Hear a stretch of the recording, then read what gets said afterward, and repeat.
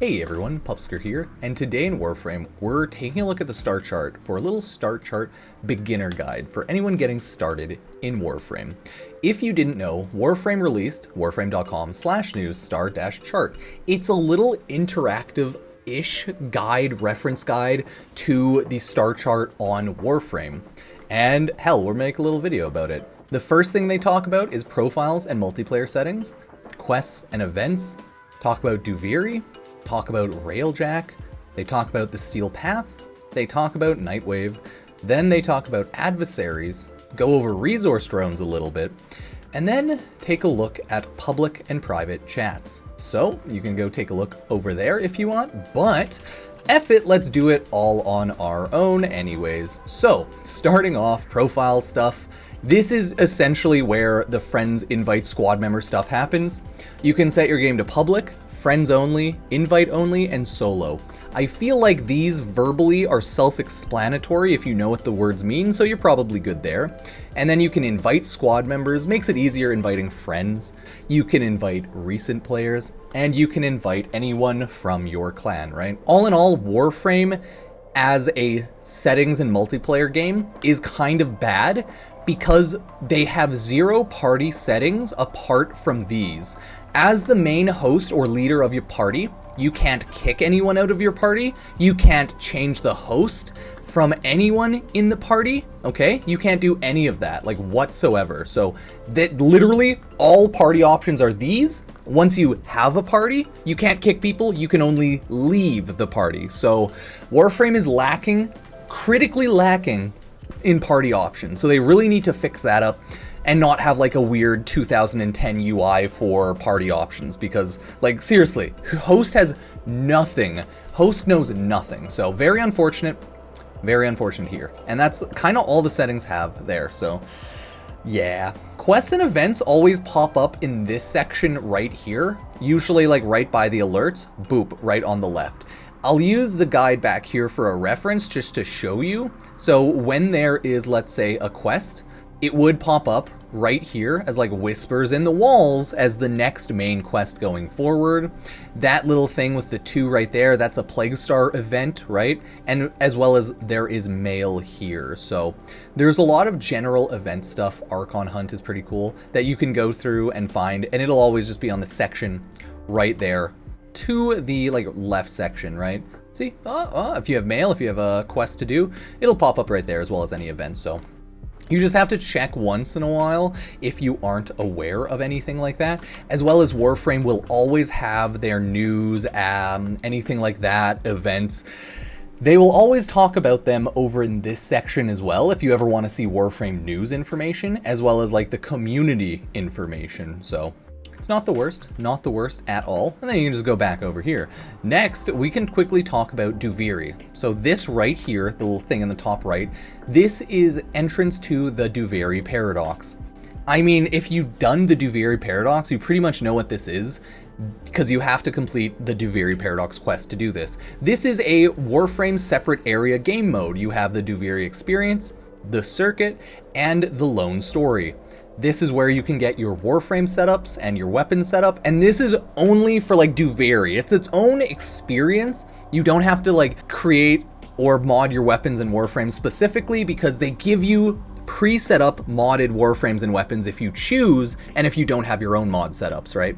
But if you do have your own mod setups, you can choose to use those as well. So it's its own game mode once you complete the Duvar Paradox quest, right? It's pretty wild. You can do that in Steel Path and normal mode as well. Lone Story is just the Spiral story, and it doesn't really have side quest objectives, so you can't run around collecting loot. The Duvar experience is Duvar Paradox itself. You run around, do some of the quests, run around in the, I guess, circuit game mode, kinda, you know, Undercroft, yeah. And you can do a lot of side quests, farm up a ton of intrinsics, and just chill in the Duvar experience. And then the circuit is more so Warframes only. It is a endless type Warframe game mode where you go from list to list to list to list. No, sorry, map to map to map to map across the Undercroft, doing various game modes. I think there's like 5 in total. Exterminate, right? There's assassination, there's defense, and then there's a couple others that I can't remember, but that is Duvar Paradox. They will also have different moods. As you can see, this is Envy Spiral. Different mood depends on the like area of Duvar. It just swaps out every run, every like X hours. The mood depends and changes the area and the vibe of Duvar, as well as some different islands and I guess areas will spawn around Duvar. It's not a huge deal, but if you're looking to do something specific, you might need to make sure you know which spiral it spawns in. So that's the generals around Duvar Paradox right there, okay? There is more, of course. It looks like next they have on their list is Railjack. This is Railjack. In order to complete Railjack, you have to do the Railjack quest, okay? To do that, you have to get a lot of stuff pre-done. You have to do a little questing, but in order to unlock the Railjack, you have to do your full Railjack quest, build it. It is a main quest, and once you get that done, you will unlock this area slowly. You can customize, build your Railjack in like your clan dry dock area, and then from there, you just go area to area, running Railjack and fighting enemies. It is Space Warframe with a spaceship, right? Pretty cool, but it's not the most loved game mode, but it is pretty fun. You go on a spaceship, fly around, destroy enemies, and then land on a little area, maybe do some exterminate, or maybe just fly around. But that's the generals of Railjack. It is what it is. If you know what it is, if you've caught up and you've completed Railjack, nice. If not, there you go. It's just Warframe space combat. So, difficulty modes in Warframe are something that's pretty important. Once you get to a certain point in Warframe, you can unlock Warframe normal mode and Steel Path, so that you won't only be running normal mode. Steel Path Warframe, as you can see, increases enemies' health, armor, shield, level, and they have better resource drop chance and mod drop chance. Think of it like endgame hard mode Warframe, if you will. In order to actually unlock the Steel Path, you have to complete all of your star chart nodes, meaning you need to complete very far into the mainline quest. You have to be able to have all of this done essentially, completed the Zariman. I think you have to be all done with the Duvar Paradox. So Steel Path and Warframe is endgame hard mode, at least as far as Warframe is concerned. So it takes a while to unlock. You have to get all of the main nodes and maps completed at least once. And yeah, it is fun and people like it. It's just gonna take ages for people to do. From there, we also have stuff down here like Nightwave. Nightwave is Warframe's battle pass system. Nothing to buy with real life money. It is a completely free to play battle pass system. TLDR, complete the quests called, weekly, daily acts here. Get standing or like reputation, right? This one says 4,500, this one's 4,500. Elite weeklies, 7,000. Level up your standing and then get all of these items slowly. And it does cap you, so you can't farm the battle pass in a day. So you will have to wait a handful of weeks in order to, or months, I should say, in order to fully complete the battle pass. But you get sweet armor, boosts, items, like look at that. Oh.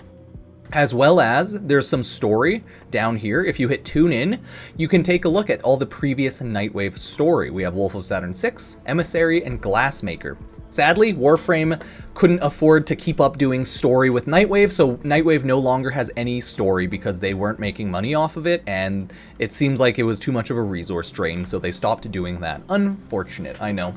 And credit offerings right here means that once you complete and or get some credits from the battle pass system, you can buy items such as Orkin reactors, catalyst, Kuva, Netane. Netane is a specific item only to the area mainly of Nightwave. You can get it elsewhere, but don't even bother. Just farm Netane from Nightwave. Don't look up any other way to farm it. You're gonna hate your life if you do that. Just buy Netane extract here. It is an item used for building resources on like warframes and weapons. So it's a building resource to build stuff in the foundry, okay? Don't farm it anywhere else other than Nightwave or else you will hate your life, okay? That's all I have to say. Just don't do it. The Kuva is probably not the best value to buy here, so I wouldn't really recommend. Nihil's Obulet is actually pretty cool because it unlocks a cool boss fight, and you can get, like, I think a one-time item. But it's pretty cool, so yeah. And then from there, you just have skins, some, like, stuff there, some cool mods that I would recommend picking up. Wolf Beacon, if you want to spawn the wolf boss. I maybe wouldn't grab a ton of these, but you can do it if you ever plan on farming the wolf boss. And then you just have more pretty cool mods and stencils and just items in general. So yeah, it's definitely worth it spending your Nightwave credits in this menu to unlock everything slowly. But yeah, that's the generals of Nightwave, right? Makes sense. It's an ongoing battle pass, swaps out every... there's no actual dedicated time. I'd say every half a year at this point, but hey, it is what it is. You might be wondering, what is this little thingy thing down here? So this is what we call a Kuva Lich and or a Sister of Parvos adversary. This is what it looks like, right? You click into it. Dear God, it's Jackastosis. He looks terrifying. I have to kill this dude for the Kuva Dragoon, which is a weapon I don't even need. I'm sad. This is an entire game modes type thing set up that will require a full separate guide if you ever want to fully get into it. Same as like Railjack, same as some other stuff. The TLDR is you're fighting enemies on Earth, like around the star chart at a higher level. You get a Kuva Larvling in one of your missions, and then you stab him. It then spawns a Kuva Lich. And then you essentially run around Kuva Lich infested maps to fight the enemy. You kill him by using a Parazon with Parazon mods, and you slowly unlock and find out what the combination to kill your Kuva Lich is. And how you know areas are infested by the Kuva Lich or Sister of Parvos. They have this little red area or blue area, I think, for Sisters of Parvos. And it's just essentially like a side boss type setup fight thing. It's an adversary. Think of it as, a Shadows of Mordor Nemesis system. It is similar to the Shadows of Mordor Nemesis system. It's not as good. It's like a nerfed version of the Nemesis system, essentially. So if you know what that is, you know what that is. If you don't, I'm sorry, but it's a Nemesis system. Hopefully it's a little self-explanatory. We have even more stuff here. If you see, it says resource drones right here. Resource drones aren't a thing if like your Nightwave is popped up. So you have to go to episode status, resource drones, right? It swaps the little like UI. What a resource drone extractor is it's an extractor you put on the planet, and it can passively farm up resources from said planet. You just go over here and it shows you the resources it can possibly get. So Earth, you can get ferrite, rubido, neurodes, detonite ampules. On Venus, you can get alloy, polymer, circuits, fieldrin sample. On Mercury, you can get Morphix, ferrite, polymer bundle, detonite ampule. You know, it's just resource farming, but passively. You click deploy resource extractor, you have Titan extractors, and you also have a ton of type of extractors. Distilling extractor. Distilling extractors are better. They have better, like higher drop rates in general, so they are considered better, but Titan extractors also exist too. And distilling ones take twice as much time. I believe you can get the blueprints in the market for 50,000 credits and 50,000 credits here. Again though, distilling extractor has an increased chance of acquiring uncommon and rare resources, and it takes twice as long. This one, you just throw it on, it gets resources, takes 4 hours versus 8 hours, right? So use those if you want to. They are much better being used early game, as I've essentially stopped using resource extractors and almost never used them since I got into Warframe really early. I just had enough resources the entire time. So they're better if you're an early game player, almost 100% useless if you're a late, like maybe even mid game player. So keep that in mind. Last but not least, in the little Warframe news chart profile thing, is the chat in Warframe. Nice. So Warframe has an in-game chat, if you didn't know. And this is what it looks like, right? You can go to a bunch of stuff. It has public and non-public stuff. In order to turn on certain chats, such as region, I think, right, you have to go to your settings, your social settings, and then you have to enable certain chats, like I think maybe region chat or trading chat. So keep that in mind. Once you enable your Warframe, like region chats or anything in the settings, you can just talk to people, right? It has an alliance, a clan, and a general squad chat if you're in a clan or alliance. It has your region chat. This is generally where everyone likes to just yell at clouds, shoot the shit, and meme to high heaven. Like, people get banned in this chat all the time for just saying goofy stuff, and people just talking, trading, and memeing sometimes. Mainly just talking and memeing, right? Then you have the Q&A chat, which is kind of self-explanatory. It is a question and answer chat. Go there to ask questions and answer questions. See, dude's sharing a mod loadout. People are probably asking about mod loadouts, like what's good for this, what's good for that, right? Not bad. Not too bad. And then you can go to recruiting. This is recruiting chat. People recruiting for specific missions. This person's looking for anyone who needs help with arbitrations, probably because they want to run arbitration. This person is hosting a Lith R4 relic, Radiate. They need one more person. So this means you will ask to join if you have Lith R4 relics and you upgraded it to Radiant, because that's what they're looking for. So it's just people looking for or hosting farms for generally specific relics or other items. So it's pretty normal. And lastly, you have trading chat. This chat sucks and I hate it so much because trading in Warframe is just a mess, right?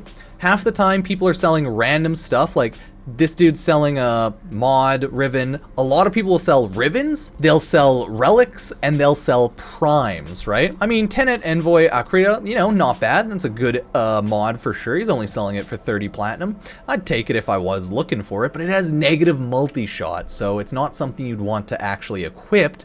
It's something you'd want to re-roll, right? And that's why he's selling it for 30 platinum. I assume he just doesn't want to re-roll it. So you can look around for trade prices. You can use a website like warframe.market, but this is the trading chat. It's fun times, right? People are saying like want to sell primes. They will sell the 4 building resources for primes, right? Chassis, neuroptics, the other one, and the actual blueprint. So that is trade chat. And that is the generals of all of Warframe. I guess star chart guide. I was just doing it based on the star chart guide here, but doing my own explanations like a crazy person does. If you also want to check the Warframe star chart profile beginner's guide thing, go to this place here, and they also have little like how to and learn mores on all of these areas.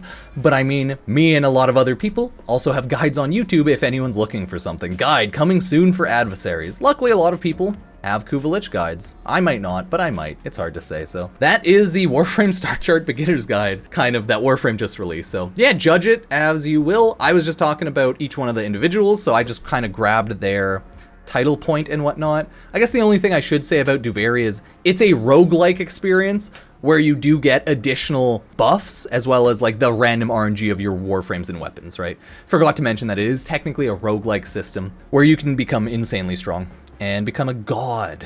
And yeah, primes are always generally cheaper than buying warframes from the market. I wouldn't recommend buying warframes from the market with platinum unless they're either brand new and you really want them, or you really can't be bothered to farm them, because you can usually get the prime version, which is better than the base version, for just a cheaper price if you want to buy them. If not, farm it up, right? But that is the end of the guide. Let me know how I did, if you hate it, if you love it, what have you.